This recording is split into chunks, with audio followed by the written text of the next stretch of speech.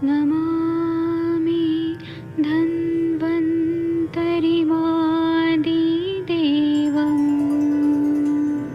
सुरासुरैर्वन्दितपादपद्मं लोके जरामृत्युनाशं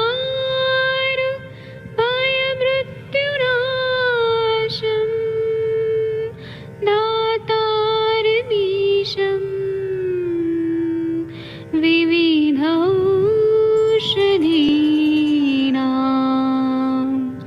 शङ्खं चक्रं जलौकां दधतं मृतघटं चारुतोर्भिश्चतुर्भिः सूक्ष्मस्वच्छादिरुद्यं शुकपरिविलसन्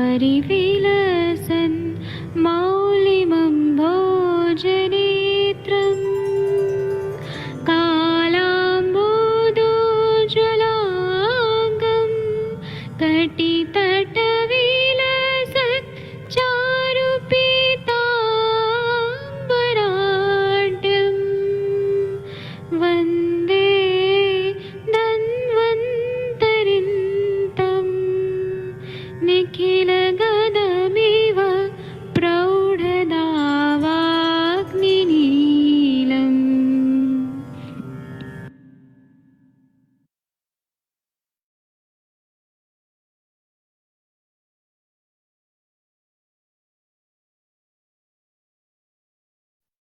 प्रणाम सभी लोगों को। मैं वैद्य अरविंद पाठक पुणे महाराष्ट्र से आप सभी लोगों का स्वागत करता हूं। आप सबके सब भारत के सर्वश्रेष्ठ चिकित्सक हैं, सभी लोगों को मैं प्रणाम करता हूं। कल भी मैंने गूगल कल्पों का साइड इफेक्ट के बारे में बताया, आज भी मैं साइड इफेक्ट ऑफ बस्ती चिकित्सा, अगर गलत तरीके से बस्ती दिया जाए या फिर अवस्था हमें नहीं पता है तो बॉडी में क्या साइड इफेक्ट होते हैं बस्ती के और कॉम्प्लिकेशंस क्या होते हैं और उसका निवारण कैसे करना चाहिए, इस पर मैं आप लोगों को बताऊंगा। ये चीजें कॉलेजेस में नहीं सिखाया जाता है। हमने चरक संहिता में पढ़ा है बस्ती व्यापत होता है, लेकिन वो प्रैक्टिकली किस तरह से दिखता है, बस्ती व्यापत मतलब क्या, कॉम्प्लिकेशंस क्या। तो ये जो हम प्रैक्टिशनर्स हैं, हम लोगों को ये अनुभव में आता है, वही सारा चीजें मैं आप लोगों को बताऊंगा। आप लोग भी बस्ती व्यापत देखते हैं, लेकिन कोई ओपनली बताना नहीं चाहता है कि हमारा नाम बदनाम होगा। लेकिन ये प्लेटफॉर्म जो है आयुष दर्पण का, ये हमारे चिकित्सक लोगों को जागरूक करता है कि आपके पास जब ऐसे कॉम्प्लिकेशंस हो तो घबराइए मत, कभी भी मत घबराइए, और पहले से ही प्रिकॉशंस लेना जरूरी है कि बस्ती व्यापत होता है तो क्या हमें करना चाहिए, ऐसा ना हो ये हमें मालूम होना चाहिए। तो जब हम आज मैं बस्ती व्यापत में अनुवासन बस्ती का व्यापत जो है उस पे हम चर्चा करेंगे। तो हमने ये पढ़ा है कि स्नेह जो रहता है कफ से आवृत हो जाता है तो कुछ सिम्टम होते हैं, स्नेह पित्त से आवृत हो जाता है तो कुछ सिम्टम होते हैं। तो इसी पर आइए हम लोग चर्चा करते हैं। मैं आप सभी लोगों को भी आमंत्रित करता हूँ कि आप लोग भी चर्चा में पार्टिसिपेट करिए, क्योंकि ये जो आयुष दर्पण का 7 बजे का क्लास होता है ये बहुत ही इंपॉर्टेंट होता है। इसमें हम लोग बहुत कुछ नया चीज सीखते हैं, ऐसी बातें होती हैं 7 बजे क्लास में जो कभी भी नहीं हुई है, और ये सभी लोगों का मिलजुल के संभाषा इस तरह से होता है और इस पे कुछ नया चीज होता है। तो मैं ये बताना चाहता हूँ कि हम लोग अनुवासन बस्ती देते हैं जिसमें तेल का या घी का बस्ती देते हैं, उसी का कम मात्रा में जब दिया जाता है तो उसको मात्रा बस्ती बोलते हैं। तो मात्रा बस्ती तो ऐसा बताया है ग्रंथों में कि कभी भी दे दो मात्रा बस्ती, और किसी को भी दे दो, उसमें स्नेहन शोधन की भी जरूरत नहीं है। लेकिन बहुत बार हमें पता नहीं होता है कि मात्रा बस्ती से भी साइड इफेक्ट हो जाते हैं, कॉम्प्लिकेशंस हो जाते हैं। और इसका टाइमिंग क्या रहता है ये भी बहुत लोगों को कंफ्यूजन रहता है कि सुबह 10 से 1 के बीच में लें कि शाम को 6 से 9 के बीच में लें, ये भी बहुत ज्यादा। और जब भी हम मात्रा बस्ती देते हैं या कोई भी तेल का बस्ती देते हैं या घी का बस्ती देते हैं स्नेह का बस्ती। तो पेशेंट को खाना खिला के दिया है कि नहीं खिला के दिया है। अगर पेशेंट सुबह से बहुत तेज भूख में है, भूख लगा है, और हमने कोई भी तेल का बस्ती दे दिया तो उसको क्या तकलीफ हो जाता है, ये हमें बहुत मालूम होना जरूरी होता है। और कुछ लोग अपना घर का खुद ही बस्ती ले लेते हैं, उसका भी साइड इफेक्ट होता है। मेरे एक मुंबई में एक पेशेंट है, तो उन्होंने कुछ तो हाइड्रोथेरेपी करके कहीं नेचुरोपैथी का कोई तो ऐसा क्लिप पर देख लिया था, और वो क्या करते थे कि उनको कॉन्स्टिपेशन ना हो तो खुद ही वो उन्होंने हाइड्रोथेरेपी का कुछ तो इंस्ट्रूमेंट लाया फॉरेन से, दुबई से। और वो क्या करते थे कि हफ्ते में 4 बार 5 बार पानी में नमक डाल के गर्म करके और खुद का डालते थे। एनिमा एनिमा टाइप बस्ती ने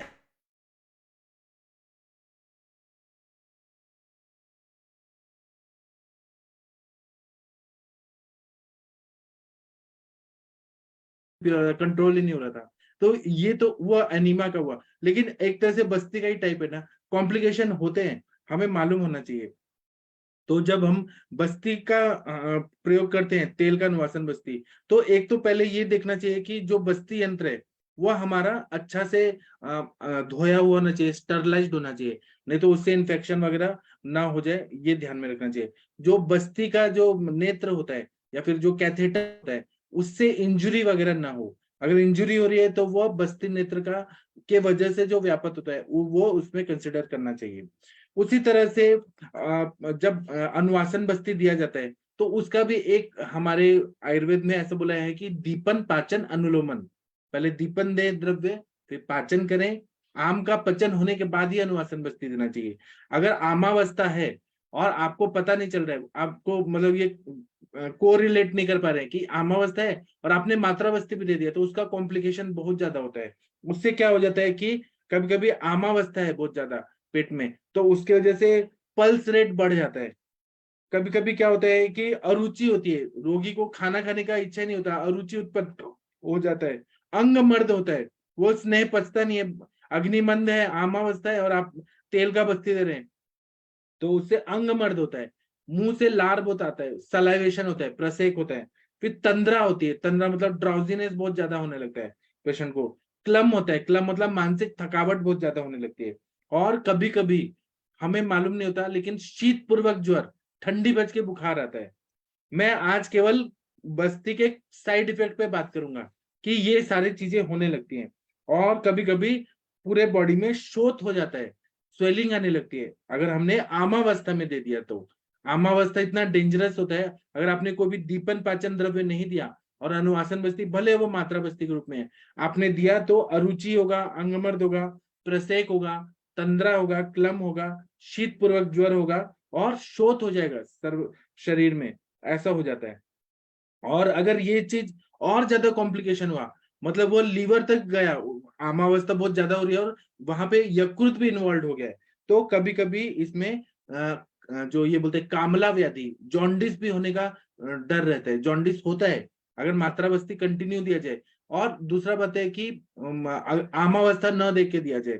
अनुवासन बस्ती के लिए भी एक नियम बताया कि हमें कितना निरू देना है, कितना अनुवासन देना है, अल्टरनेट डेज देना है निरू और अनुवासन। नहीं तो कंटिन्यू तेल तेल तेल देंगे ना, तो उससे जॉन्डिस होता है, कामला हो जाता है, और सीरम बिलिरुबिन, फिर एसजीओटी एसजीपीटी ये बढ़ा हुआ आता है, जीटीटी का भी वैल्यू बढ़ा हुआ आता है। तो हमें हमेशा बस्ती के रोगी को ये देखना चाहिए अर्हता अनर्हता, जो हमारे उसमें बोला है कि किसको बस्ती देना है किसको नहीं देना है, आमावस्था है कि नहीं है। हम मात्रा बस्ती भी सेलेक्ट करें हैं तो आमावस्था नहीं रहना चाहिए। आमावस्था में अगर आपने बस्ती मात्रा बस्ती भी दिया, शीरबला तेल या कोई भी, तो उसका भी साइड इफेक्ट बहुत ज्यादा डेंजरस होता है। उसी तरह से अगर ऐसे कॉम्प्लिकेशन हो रहे हैं कि अरुचि, अंगमर्द, प्रसेक, तंद्रा, क्लम, शीत पूर्वक ज्वर और शोथ, तो क्या करना चाहिए? तो हमें तो पहले तो वो बस्ती बंद करना है, हेतु सेवन जो है वो बंद करा देना है, भले वो बस्ती के रूप में। और हमें क्या करना है कि बस्ती का अपचन हुआ है बहुत ज्यादा, स्नेह का व्यापत हुआ है अंदर ही अंदर, तो उसमें गोमूत्र का बस्ती देने का चाहिए, क्योंकि गोमूत्र जो होता है वो क्षार होता है। तो और दूसरा क्या है कि हरितकी की गोलियां दे दे रात को, या हरितकी चूर्ण दे दे, फल त्रिकादि क्वाथ दे दे, तो वो पाचन कर देगा। और दूसरा क्या है कि अगर बॉडी में सर्वांग शूल वगैरह भी हो रहे बस्ती व्यापक से, तो वह भी कम हो जाता है। और गोमूत्र कितना देना चाहिए? तो 40 ml तक सफिशियंट रहता है। और उससे फिर क्या होता है ना कि जब बस्ती देते हैं ना, तो उससे मतलब ये जो अनुभव है उससे ये पता चलता है कि जब हम स्नेह व्यापत हो गया है और अरुचि, अंगमर्द, प्रसेक, तंद्रा, क्लम, शीतपूर्वक ज्वर और शोथ ये सब है, तो जब हम गोमूत्र का बस्ती देते हैं तो काले रंग की मल प्रवृत्ति होती है, चिपका चिपका मल प्रवृत्ति होता है, और शरीर शुद्ध होने के बाद वो सारे जो अरुचि, क्लम, प्रसेक, तंद्रा ये सारे सिम्टम्स कम हो जाते हैं। दूसरा क्या है कि कभी कभी क्या होता है कि पेशेंट भूखे पेट सुबह से कुछ खाया नहीं है और शाम को आ गया और हमें बस्ती दो, हमने बस्ती दिया, पेशेंट को कभी कभी मूर्छा हो सकता है, बीपी हाई हो सकता है, और कभी कभी ऐसा होता है कि वो जो तेल है ना वो ऊपर तक आने लगता है, मतलब मुंह के द्वारा निकलने जैसा फीलिंग होने लगता है, नौशिया फीलिंग होने लगता है।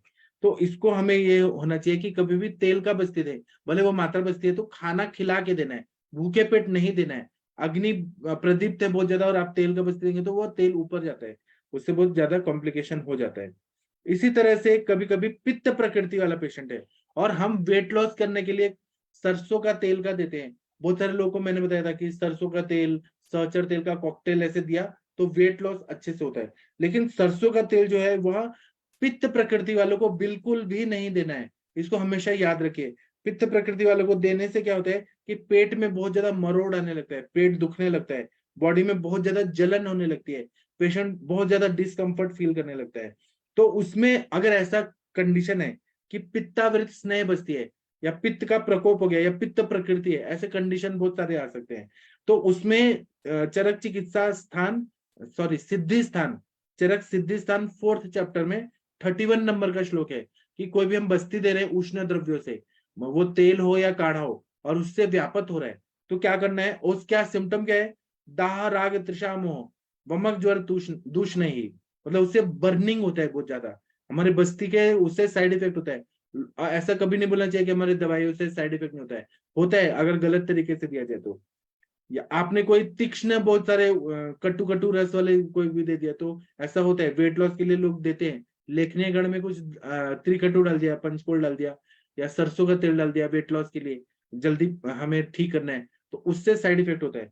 तो दाह होता है, राग होता है मतलब पूरा बॉडी रेडिश हो गया ऐसा होता है, तृष्णा लगती है, बहुत प्यास लगती है, मोह होता है, मतलब डिलीरियम, क्या करना है क्या नहीं करना है कुछ समझ नहीं आता है, और कभी कभी उल्टी होती है, ज्वर होता है, पित्त ज्वर होता है। तो ऐसे कंडीशन को पित्तावृत वात नहीं, पित्तावृत स्नेह ऐसा बोलना चाहिए, बात नहीं, पित्तावृत स्नेह ऐसा मानना चाहिए।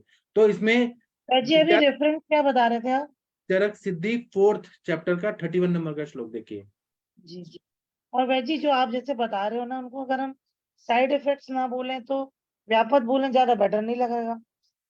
कॉम्प्लिकेशंस ऐसे बोल सकते हैं। कॉम्प्लिकेशन बोल सकते हैं, क्योंकि साइड इफेक्ट क्या बोलेंगे मतलब बस्ती का। अभी लोगों को समझ आए इसीलिए तो बोल रहा हूँ कि अगर गलत तरीके से दिया तो बस्ती का व्यापक, जी बस्ती का व्यापक कॉम्प्लिकेशंस, अगर गलत तरीके से कोई भी चीज दिया गया तो उसका जरूर नुकसान होता है बॉडी को, ये है सार।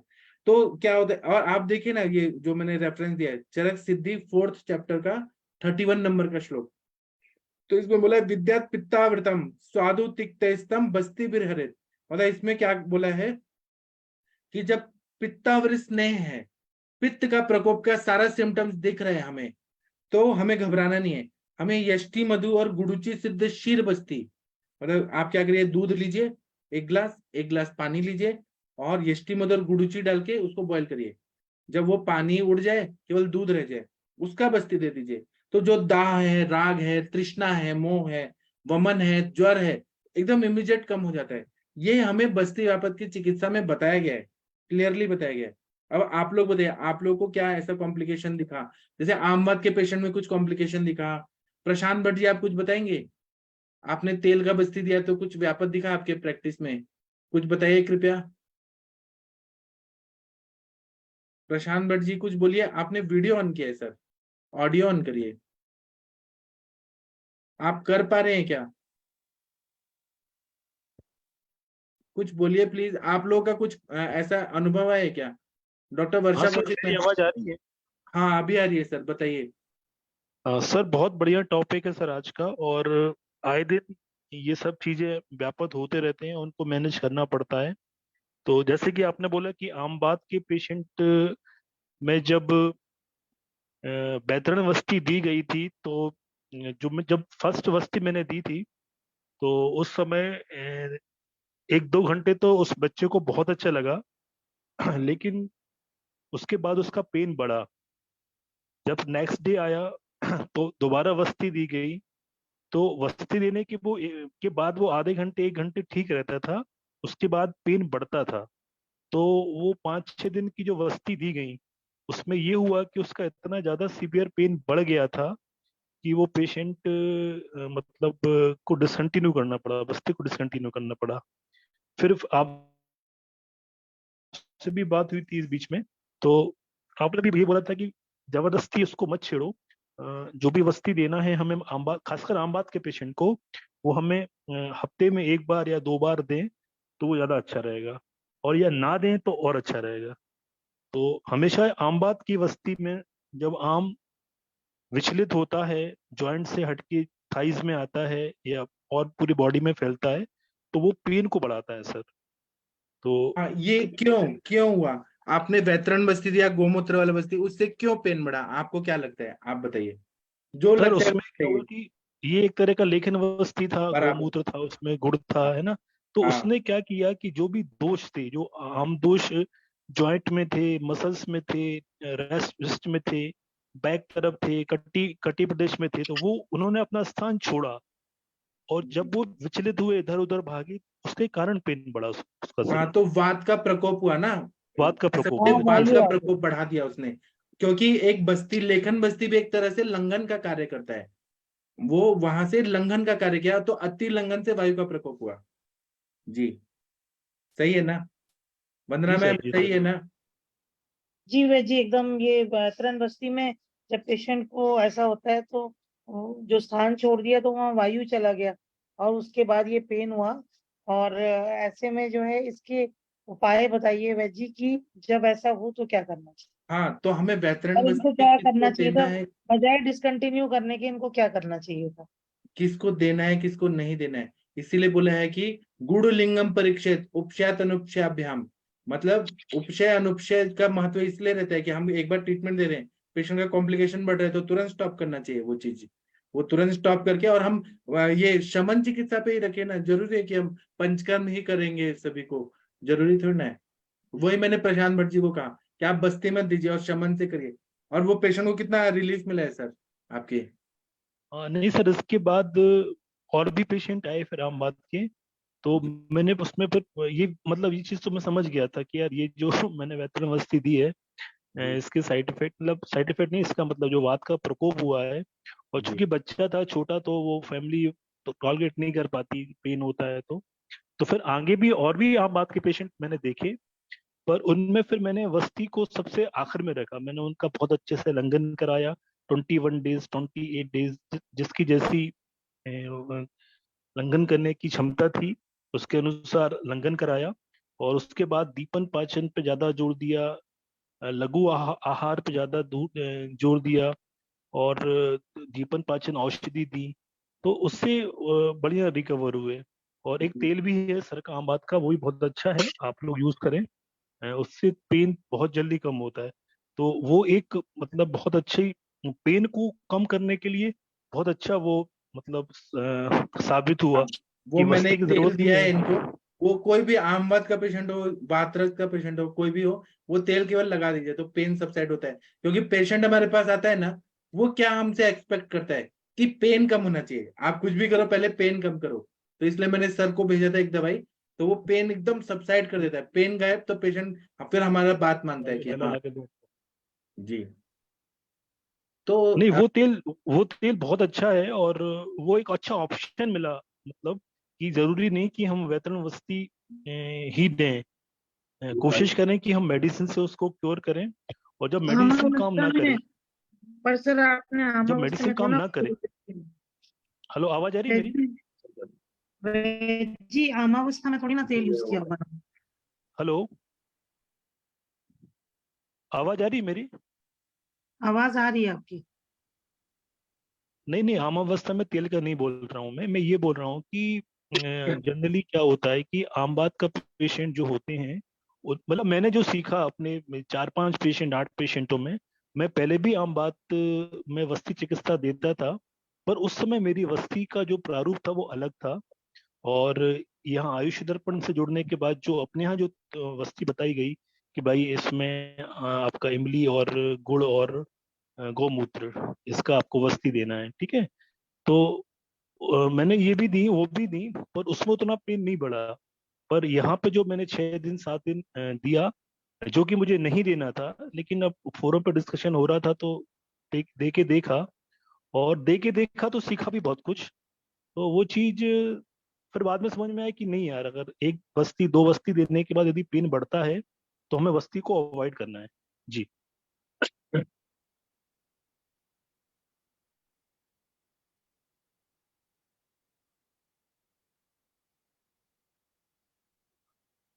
हाँ, डोज बढ़ा।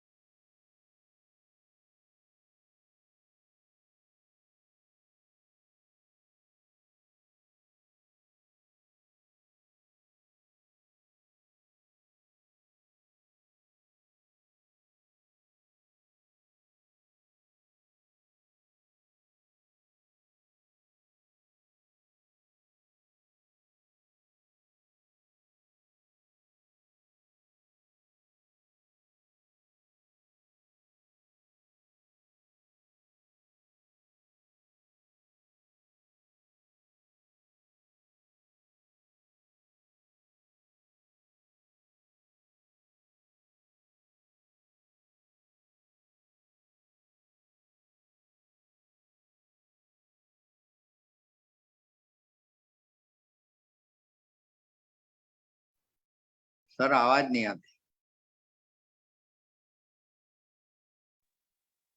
सॉरी। हेलो। हाँ, अभी आ हाँ रही है आवाज? अभी आ हाँ रही सर, है? अभी आई।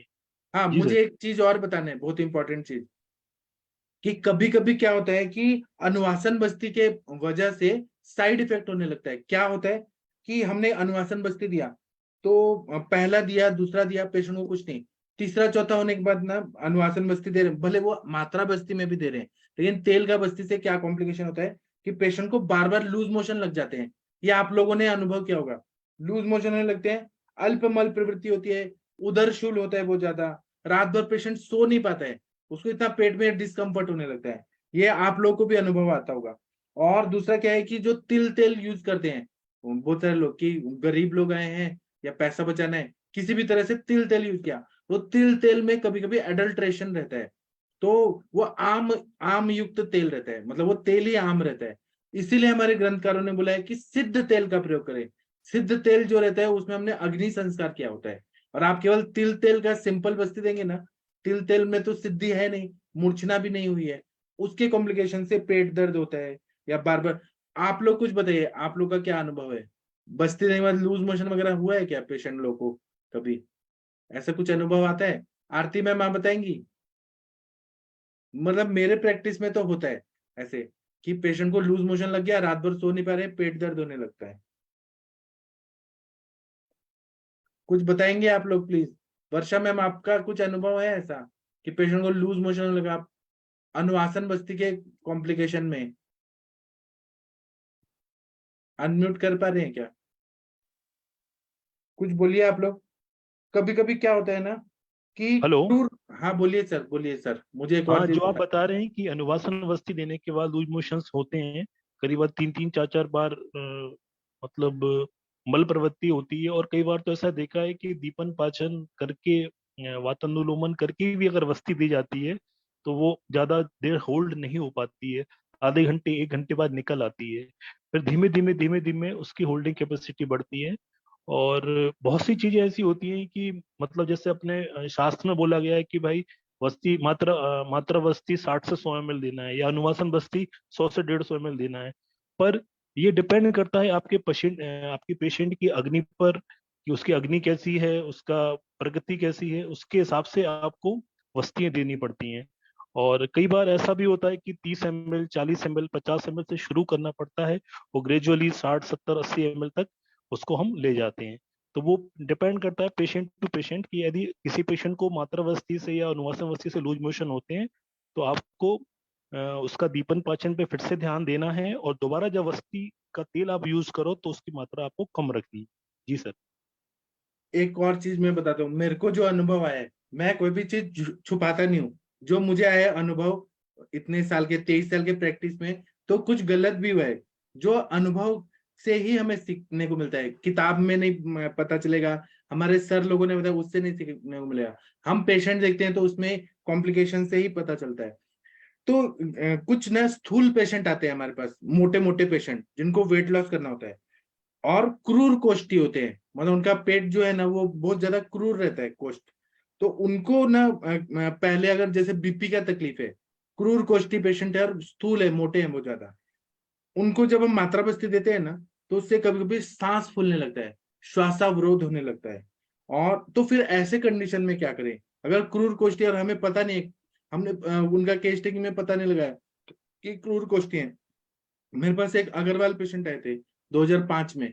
तो उनको क्या हुआ कि वो बहुत ज्यादा खाते थे, और वो 360 किलो से ज्यादा थे, बहुत ज्यादा मोटे थे, और उनका सोने जागने का टाइमिंग बहुत बेकार था।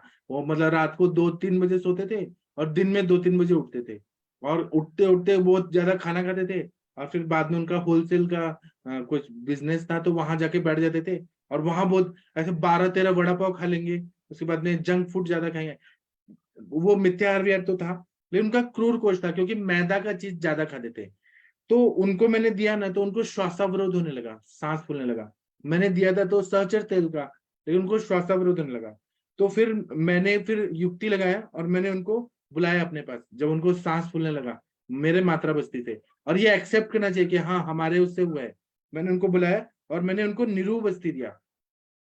नीरू बस्ती के साथ में तेल निकला और पेशेंट को बहुत अच्छा लगा। मतलब वो मात्रा बस्ती भी जो है ना, कम मात्रा में गया, तो उस वो जाके बॉडी में एब्जॉर्ब नहीं हुआ, और वो बहुत ज्यादा व्यापक करने लगता है, सांस फुलाने लगता है। तो ऐसा श्वासावरोध, ऐसे सिम्टम्स मुझे दिखा। इसी तरह से मैंने कभी कभी यापना बस्ती वगैरह दिया, तो उसमें कभी कभी यापना बस्ती में बोला गया है कि मदन फल पिप्पली का प्रयोग करें, तो उसका कॉम्प्लिकेशन हुआ। मदन फल पिप्पली गया, और क्योंकि वो शुद्ध मतलब शोधन करने वाला द्रव्य है, और अगर वो पच गया, वो बाहर नहीं निकला, मतलब बस्ती प्रत्यागम नहीं हुआ, तो उससे क्या होता है कि पूरे बॉडी पे मेरे पेशेंट को शीत पित्त जैसा अर्टिकेरिया होने लगा, सांस फूलने लगा। तब वो पेशेंट को ना फिर आईसीयू में लेके जाके और ऑक्सीजन वगैरह देके पूरा मैनेजमेंट करना पड़ा। तो ये होता है मदन फल पिप्पली का, जब भी हम यापनावस्थी में प्रयोग कर रहे हैं, तो जो भी हम तेल के साथ दे रहे हैं या काढ़े के साथ दे रहे हैं, और अगर वो बस्ती प्रत्यागम नहीं हुआ तो ये साइड इफेक्ट होता है। जी, आप लोग और कुछ बताना चाहें तो बता सकते हैं। कुछ आप लोग का अनुभव है क्या बस्ती का? माधुरी मैम, आपका कुछ अनुभव है अनुआसन बस्ती का या कोई भी बस्ती का? सर नहीं, अनुवास ऐसा कोई साइड इफेक्ट का तो नहीं है सर, ज्यादा दिया नहीं, मात्रा बस्ती देती हूँ, पर अभी तक मात्रा बस्ती में सर कुछ ये नहीं हुआ है ऐसा साइड इफेक्ट। तो आप क्या दीपन पाचन करके देती है ना, कि पहले आते थे पकड़ पकड़ के देती है कि बस्ती? नहीं सर, पहले तो पेशेंट तैयार होता नहीं है, पहले उसको दीपन पाचन ऐसे, फिर बाद में कन्विंस करती हूँ लेने के लिए। पर पहले ना 1 हफ्ता 10 दिन दीपन पाचन, पेट साफ, अनुलोमन ऐसे दवाइयाँ देती रहती हूँ ना सर, फिर बाद में मात्रा बस्ती देती हूँ, मैं तुरंत हाँ नहीं देती हूँ। इसलिए हाँ। कभी और ऐसा अनुभव ही नहीं आया सर। मैंने एक बार अनुभव देखा था, यहाँ पे एक अष्टांग आयुर्वेद कॉलेज है, वहां पे एक सीनियर ने क्या किया, पंचकर्म का वो एमडी था, उसने क्या किया कि पिपली मूल लिया, मुझे कुछ कुछ याद आ रहा है, पिपली मूल लिया, बेल फल का चूर्ण लिया, शुंठी लिया, निशोत्तर लिया, आरगवत लिया, हरितकी लिया, दशमूल, आंवला, इसका 1.25 लीटर, मतलब वो पेशेंट को 1.25 लीटर बस्ती देना चाहिए, नीरू बस्ती उसने दिया, और उसने 400 ml गोमूत्र डाला, और इन सब का, और यवक क्षार डाला वेट लॉस के लिए। तो और ये तो बहुत हो गया। हाँ वही तो, मात्रा भी बहुत इंपॉर्टेंट रहता है। उसने दिया तो पेशेंट को 2-3 बार ना पेट साफ हुआ, अच्छे से आया।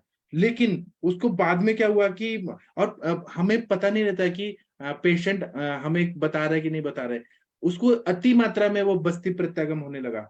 तो उसको क्या हुआ कि वो पेशेंट आया, उसको चक्कर आने लगा, बीपी हाई हो गया, और उसके बाद में वो पेशेंट इधर उधर ऐसे जैसे जमीन पे ऐसे घूमते हैं ना इधर उधर, वैसे होने लगा, उसको बहुत छटपटाहट होने लगी। तो ये जो ज्यादा जो रहता है ना, वो बहुत ज्यादा नुकसान करता है।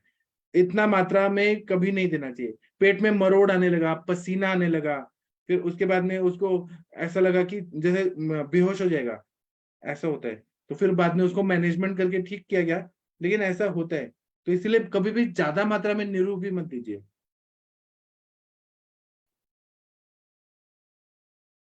कुछ और बताना है तो बताइए आप लोग। सर आपके हिसाब से निरोवस्ती का डोज फीमेल और मेल में क्या होना चाहिए और बच्चे में क्या होना चाहिए? देखिए, मेरा एक्सपीरियंस है कि 750 ml मैक्सिमम ठीक है। 750, एक प्रस्त तक बोला गया है, 1 या 1.5 प्रस्त। तो 750 से मैं ज्यादा नहीं देता हूँ किसी को भी। उससे कम दिया तो और कभी कभी बस्ती प्रत्यागम नहीं होता है, तो स्वेलिंग आ जाता है दूसरे दिन। अगर हमने काढ़े का तो बस्ती दिया, क्रूर कोष्ठी है ना, 100 ml दिया हमने नीरू बस्ती, तो वो पूरा बॉडी में जाके स्वेलिंग कर देता है। तो 750 ठीक है, एक एडल्ट को, जो हम बोलते हैं वयस्क को। बाकी बच्चों के आप लिए? बच्चों के लिए ज्यादा से ज्यादा 100 ml ठीक है। 12 साल के बच्चों तक 100, 150 ml, 200 ml।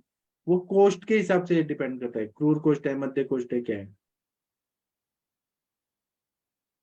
दूसरा क्या है ना कि कभी कभी ऐसे कॉम्प्लिकेशन होते हैं कि पेशेंट ने हमें बताया नहीं, और खाना खा के आ गया, और खाना खाने के बाद हमने उसको नीरू बस्ती दे दिया। तो इसका भी सुन लीजिए, बहुत कॉम्प्लिकेशन होता है। भूखे पेट ही देना है नीरू बस्ती। खाना खाने के बाद देने से क्या होता है कि पेशेंट, और हमने बहुत ज्यादा स्ट्रांग दवाई दी है, नीरू में डाली हुई है, तो पेशेंट को उल्टी आने लगता है, बहुत ज्यादा उल्टी आता है और बहुत ज्यादा तकलीफ होती है। तब हमें उल्टी को रोकने के लिए शंखवटी, या फिर हम जो दीपन पाचन, प्रवाल पंचामृत, ये सब देना पड़ता है। ये भी कॉम्प्लिकेशन देखा है मैंने। कभी कभी ढकार बहुत आने लगता है, नीरू बस्ती दे दिया, खाना खा के आए पेशेंट तो, और उल्टी आता है, ज्वर होता है, ऐसे कॉम्प्लिकेशन होते हैं।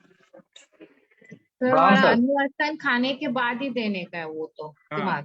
नीरू जो है वो भूखे पेट देना है। पेशेंट खा के आ गया और नीरू ले रहे तो गलत है वो। प्रणाम सर। हाँ सर, बताइए सर। सर ये नींबू बस्ती जैसे दिन में दे सकते हैं, जैसे खाना खा लिया सुबह 10 बजे खा लिया, तो 4-5 घंटे बाद दे सकते हैं, उसका जो पाचन हो जाए खाने का, तो हाँ हाँ, या कि सुबह ही सुबह देना चाहिए सर? हम कभी भी दें, पेशेंट के पेट में खाना नहीं होना चाहिए। अच्छा सर। वो नीरू और सर ये तिक्त क्षीर बस्ती सर, कौन सा? तिक्त क्षीर बस्ती सर, जो आस्था में उसी टाइम में आती है। तक्षीर बस्ती तो हम, ये अंदर पचने वाला होता है ना, उसका डोज हाँ कम सर। होता है, तो खाना खाने के बाद दे सकते हैं, डोज कम होता और है। सर जैसे अनुवासन बस्ती देनी है, मात्रा बस्ती देनी है, तो खाना खाने के कितने देर बाद देनी चाहिए? तुरंत देनी चाहिए, आधे घंटे, 1 घंटे, आधा या घंटा 2 घंटे? 1 घंटा बाद देना चाहिए। ये अच्छा भूखे सर। पेट कभी नहीं देना चाहिए। भूखे पेट से मैंने देखा कॉम्प्लिकेशन, मुंह से तेल जैसा आने लगता है, चक्कर आने लगता है। मतलब सुबह पेशेंट सुबह से भूखे था, और आके यहाँ पे उसने बस्ती ले लिया। तो भूखे पेट तो अनुवासन, सुबह से भूखा है और शाम को ले लिया मात्रा बस्ती, तो कॉम्प्लिकेशन होता है। जी सर। हाँ सर मेरा एक कॉम्प्लिकेशन आया था, तो मैंने उस समय थोड़ा पंचकर्म नहरा काम स्टार्ट किया था। तो सर पेशेंट था सीवियर कॉन्स्टिपेशन का। तो उसका पहले एक्चुअली पेशेंट पीसीओडी का था, तो मैंने उसे अनुवासन बस्ती दी थी, तो उसका दर्द एक साथ रुक गया था लड़की का।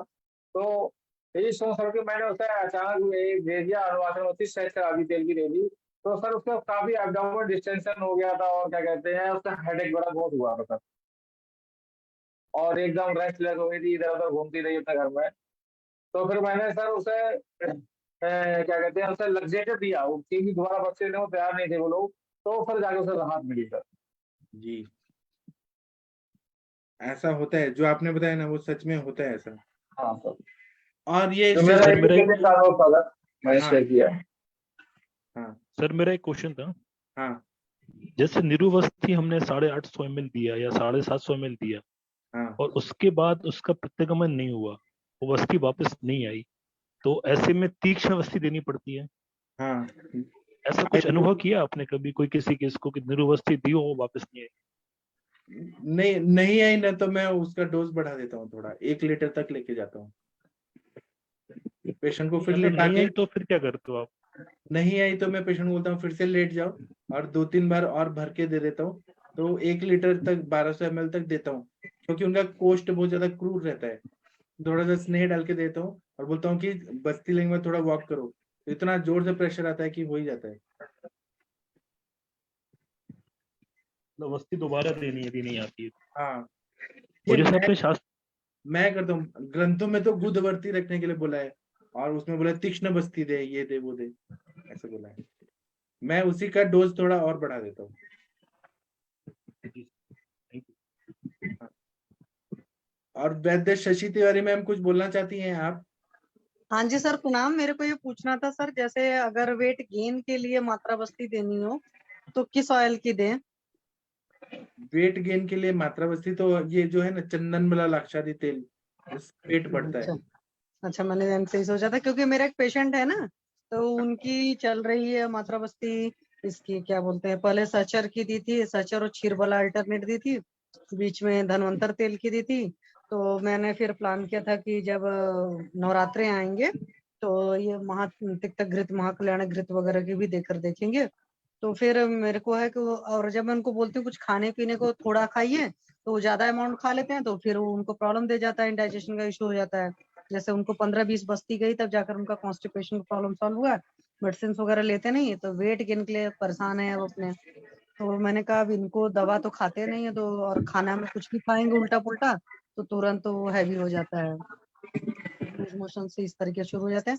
हालांकि क्रोनिक कॉन्स्टिपेशन के पेशेंट थे, एज 64 सर। तो फिर उनको था बस्ती देने को, मैंने कहा ठीक है, आपको चलो इसके थ्रू ही कराएंगे।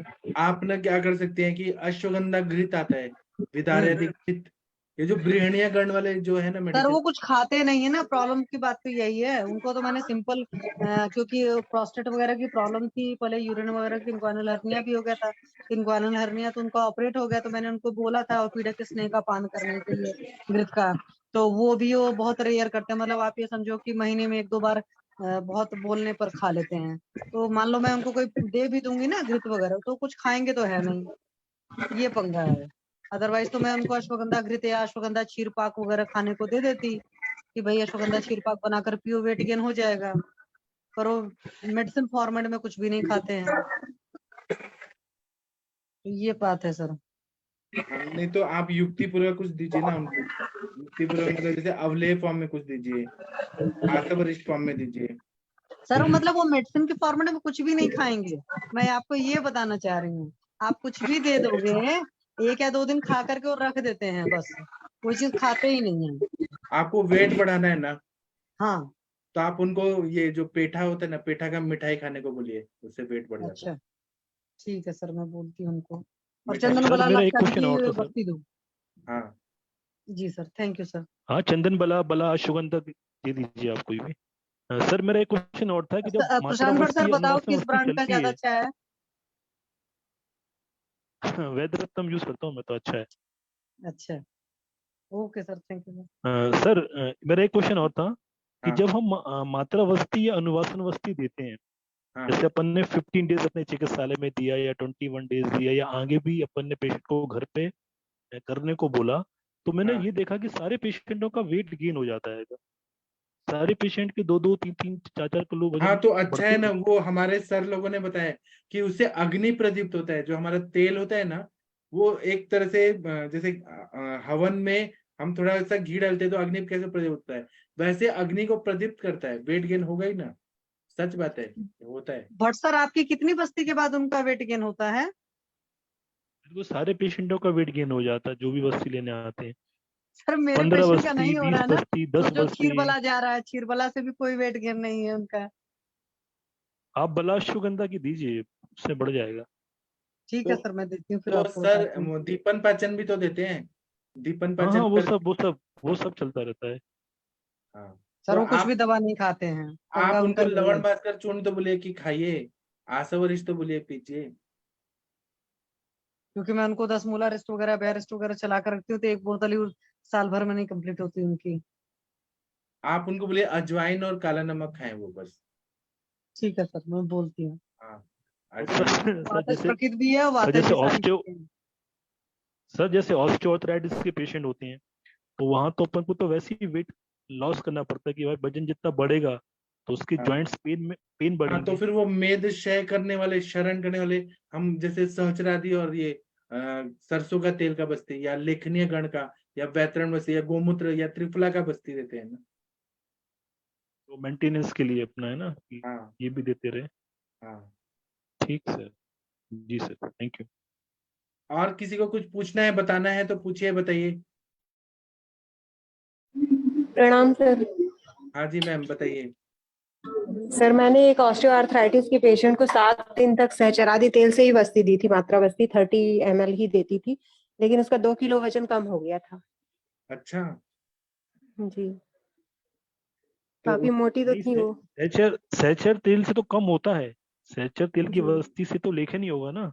तो बहुत सारे जी पेशेंटों में सहचर तेल से कम हो जाता है, लेकिन बाकी जो तेल हैं जैसे महानारायण है, चंदन बला है, पलाशुगंधा है, ठीक है ना, आपका जी। महामाश, इनकी आप बस्ती दोगे ना तो वेट गेन होता है, सहचर से तो कम हो जाता है। जितने भी बल्य तेल होंगे तो वो तो बल बढ़ेगा ही, मतलब वजन बढ़ाएगा, बढ़ेगा ही।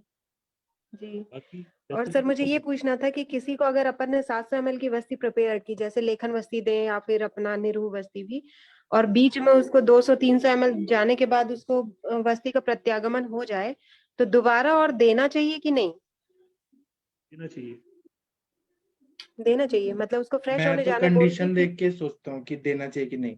अगर पेशेंट को चक्कर आ रहा है या वीकनेस आ रहा है बस्ती प्रत्याग में, तो मैं नहीं दूंगा, मैं पेशेंट को नेक्स्ट नहीं। डे। अच्छा, नहीं, जब कुछ ना हुआ, जब बस्ती अकेली निकल जाए तो दे सकते हैं ना सर दोबारा, हाँ, दे सकते हैं कि बाकी नहीं कोई ये सिम्टम्स पूछ। नहीं है। दे सकते हैं। हाँ ठीक है, क्योंकि मेरी एक पेशेंट थी, शुरू में उसको लेखन वस्ती जिसको दे रही थी, तो शुरू के 4-5 दिन उसके साथ ऐसे ही होता था, आधी वस्ती जाती थी और बीच में उसको प्रेशर आ जाता था। फिर उसके बाद हम लोग बाकी की बची हुई इसके फ्रेश होने के बाद फिर से डालते थे। मैम ये सेंसेशन की वजह से होता है कि क्योंकि हाँ। मेरे जो पेशेंट थे इनका भी 10-15 मात्रा बस्ती में सोचो निकल जाता था, कुछ ही टाइम बाद उनको प्रेशर आ जाता था। जब वो जी। काफी बस्तियां चली गई मात्रा बस्ती फॉर्मेट में, मतलब ऑयल, अब उसको हाँ, उनको रिटेन होना शुरू हुआ है। तो वो क्या होता है ना, कुछ लोग को एनल कैनाल बहुत सेंसिटिव होती है, या उनको एक अंदर रहता है, फीलिंग रहता है। जैसे हाँ सर, मुझे नस का भी पूछना था सर। मेरे एक पेशेंट है, उनका तो नस अच्छे से चला गया था, दूसरे को है अगर 5 ड्रॉप भी डाल दो, आज तो मैंने उनको 15 डाला था और पिछली बार भी 15 ही डाला था, तो जब वो बैठते हैं तो बैठने के बाद नाक से वो टपकना शुरू होता है। तो मैं पहली बार ऐसा देख रहा हूँ कि कोई पेशेंट बैठ गया तो नाक से तेल हाँ, टपक रहा है। होता है ना, आपने उतना टाइम नहीं दिया उनको, और लिटा के रखिए 45 मिनट तक। नहीं, बुक में तो है कि 100 मात्रा तक लिटाना होता है, लेकिन तो आप 15 बूंद डाल रही है ना, हाँ। वो जो बुक में लिखा है वो प्रतिमर्श के लिए बोला है। अच्छा। आप देखिए तो ज्यादा मात्रा डाल रही है, आप 15 हाँ ड्रॉप डाल रही हैं और बोल रही हैं कि मैं वो बुक वाला करूंगा। हाँ। ओके, तो मतलब 45, क्योंकि नॉर्मली सर जो दूसरे पेशेंट है उनको तो मैं 8-10 ml भी डाल दिया और उनको भी उतना ही अब लिटाया वो था, पर उनका एक बूंद भी वहां नहीं पे निकलता है। वहां पे रुक्षता कितना है उस पर डिपेंड करता है ना। आपने दिया, जिनको एब्जॉर्ब हो गया, जिनको एब्जॉर्ब नहीं हुआ तो उनको फिर वो टपकने लगता है। ठीक है सर, मैं लिटाती हूँ फिर उनको सर, कल मैं देखती हूँ उनका नस से कैसा जाता है, फिर मैं इसीलिए ना, आपको बताती हूँ। पुरुषम पुरुषम विक्षम वा, हर पेशेंट अलग। हाँ जी सर, वो तो है। पर क्या होता है, मैंने शारंगधर देखा ना, फिर क्योंकि पहले मेरी आदत थी कि मैं नस से देने के बाद 10-15 मिनट लिटाती थी, फिर शारंगधर देखा 100 मात्रा, मैंने कहा मैं ज्यादा लिटाती हूँ, फिर मैं उठाकर फिर मैंने बोला भाई बैठ जाया करिए, तो इस वजह से सर। अभी वो अनुरिता मैडम आती थी ना, तो मैं उनको हम्म 30 ml डाल देता था नस से, इतना ज्यादा मात्रा में, 2 ड्रॉपर हम्म भर के। तो वो हम्म उनके बॉडी में इतनी रुक्षता, इतनी ज्यादा रुक्षता कि उठने के बाद उनको एक ड्रॉप नहीं आया, और वो हम्म। जाके चली गई पूरा। मतलब इतना एब्जॉर्ब हो रहा था वो नस से का तेल। 30 ml अच्छा, सुबह, 30 ml शाम को, इतनी रुक्षता थी उनके बॉडी में। वही चलिए दूसरे सर, मैं इनको पेशेंट। लिटा कर देखती हूँ फिर बताती हूँ। हालांकि इनकी बॉडी तो बहुत रुक्ष है, परेशान भी इस बात से रहते हैं क्योंकि कॉन्स्टिपेशन की जो हिस्ट्री थी, जब अच्छा खासा समझ लीजिए 20 मात्रा बस्ती के बाद उनका रिलीव हुआ है कॉन्स्टिपेशन। तो उस हिसाब से मुझे लगता है नहीं, ड्राइनेस बहुत ज्यादा है, दुबले पतले भी हैं, एज भी जो है 64 की एज है, तो मैंने कहा नशे जाएगा तो बढ़िया काम करेगा। जी, जी सर, मैं आप करा एक करके। काम करिए, आप एक हम्म। काम करिए, मतलब जी आपको सर। मैं कुछ ऐसी चीजें बताऊंगा जो लोग नॉर्मली नहीं करते हैं। आप जी एक सर। बार क्या करिए कि जो बूढ़े लोग को जलाया जाता है ना शमशान में, वहां हम्म जाइए, और जो कपाल क्रिया किया जाता है ना, मतलब वो जब हम्म। बॉडी जल रहा है तो जो हाँ एक हाँ, खोपड़ी तोड़ा है आ वो जाता तोड़ा है। जाता है, तो मैंने ऐसे देखा है, अभी मेरे पापा का हो रहा था ना, तो मेरे को थोड़ा ऐसे मन नहीं लग रहा था, तो मैं उधर ही जाके देख रहा था 10 दिन। तो कपाल क्रिया जब करते हैं ना, तो बहुत सारे लोगों का जो मस्तिष्क है वो ड्राई हो गया होता है, बूढ़े लोगों का, जैसे सेरेब्रल एट्रोफिक चेंजेस हो गए रहते हैं। तो वो मुझे हर जगह से सीखना चाहिए, है ना। तो मैंने वो जिससे वो तोड़ा गया वो बांस का, उससे देखा, हाथ में लेके देखा ग्लव्स से, तो वो पूरा ड्राई हो गया था, पूरा मज्जा धातु वो पूरा ऐसा होता है। तो सोचिए ना, एट्रोफिक चेंजेस मतलब होता है, ऐसे दिखता है, वहां पे स्नेहन की जरूरत होती है। मैं गई तो हूँ सर, स्मशान घाट एक बार गई थी, क्योंकि किसी हमारे नॉन में पंजाबी थे, उनके हस्बैंड की डेथ हुई थी। क्योंकि हमारे हिंदू धर्म में तो स्मशान घाट जाना लेडीज का निषेध है ना, तो मैं ऐसे तो नहीं, यहाँ पंजाब में हूँ तो नहीं, मैं जा यहाँ सकती हूँ। महाराष्ट्र में तो अलाउ करते हैं। अच्छा, नहीं हमारे महाराष्ट्र हिंदू धर्म में सर मना है ना लेडीज को हिंदू स्मशान धर्म घाट में है, का। तो अटल बिहारी वाजपेयी जी का किसने किया था? नहीं वो सर डिफरेंट सिनेरियो है। अभी जो हम लोग के घरों में फॉलो होता है ना, वो तो प्रॉपर वो ट्रेडिशनल उत्तर चीजें भारत ही में होता फॉलो होती है, हम दक्षिण भारत में आएंगे ना, तो यहाँ लेडीज लोग ही मुखाग्नि देते हैं, है। यहाँ अलग हो गया है। तो आप वो चीज छोड़िए, मैंने ना बहुत सारे लोगों का देखा, अपने पापा का छोड़ के भी मैं वहां जाता था शमशान में, मन नहीं लगता था कि पापा इधर हो गया दाह संस्कार, तो मैं जाता था। तो बहुत सारे लोगों का मैंने देखा, तो वहां जो 6 लाश जल रहे हैं, कपाल क्रिया के बाद जो कुछ कुछ भाग बाहर आता था, मैंने वो ब्रेन का भाग उठा के देखा, इतना ड्राई हो गया था वो पूरा, ऐसा दिखता है। और कुछ पेशेंट का मैंने देखा कि पूरा बॉडी में स्वेलिंग था, तो पूरा, तो उनको लकड़ी ज्यादा लग रहा था। एक पेशेंट का तो ऐसे धार गिर रहा था, ऐसे इतना बॉडी में स्वेलिंग था ना, तो सिर के साइड से पानी निकल रहा था, तो उनके लिए माय लकड़ी। गॉड। और क्या हुआ कि जब किसी मतलब उनका जो डेथ हो गया था, जिनका मैं बता रहा हूँ, तो उनका पूरा बॉडी में स्वेलिंग हो गया था, और मॉर्चुरी में रखा था बर्फ में। तो जो पानी है और फैट्स है, ये सब जम गया आइस की तरह। हाँ जी, हाँ जी। तो फिर जब जला रहे थे ना, तो वो पूरा एकदम ऐसे लगा कि पूरा जैसे बर्फ जला रहे हैं। वो जलने में बहुत टाइम लग गया। नॉर्मली डेड बॉडी को जलाने में कितना लगता है? 3 घंटा लगता है, 3-4 घंटा लगता है। उनको जलाने में 8-10 घंटा लग गया। हाँ, वो मॉर्चुरी में रह के वो बर्फ से पूरा जम गया था हर चीज। हाँ तो सर एसाइटिस वगैरह के पेशेंट होते होंगे तो उनके साथ भी ऐसा होता होगा, है ना? हाँ हाँ, और वो मॉर्चुरी में रखा ना, बर्फ में, पूरा फ्रीजर में रखा, तो ऐसा होता है। ये चीज आप ये मत सोचेगा, हमें ऐसे सिखाया गया कि हर जगह से कुछ सीखो, वो नहीं सीख। सर वाकई ये तो बहुत, क्योंकि जो आप अभी ये बता रहे हो ये चीज तो कोई नहीं बताता है, मतलब पूछ भी नहीं सकते हो किसी से। अब आपने मतलब इतना मतलब हिम्मत करी, क्योंकि नॉर्मली लोग स्मशान घाट जाने के नाम से डरते हैं, तो हाँ कोई जाता ही नहीं है। मजबूरी में लोग जाते हैं, मतलब किसी नोन की डेथ हो गई तो भाई जाना मजबूरी है, सो जाते हैं, अपनी खुशी से नहीं जाते। हालांकि शास्त्र में तो है कि स्मशान घाट भी जाना चाहिए, और उससे जिंदगी की रियलिटी पता चलती है। तो है सर। हाँ। जी सर, थैंक यू सर।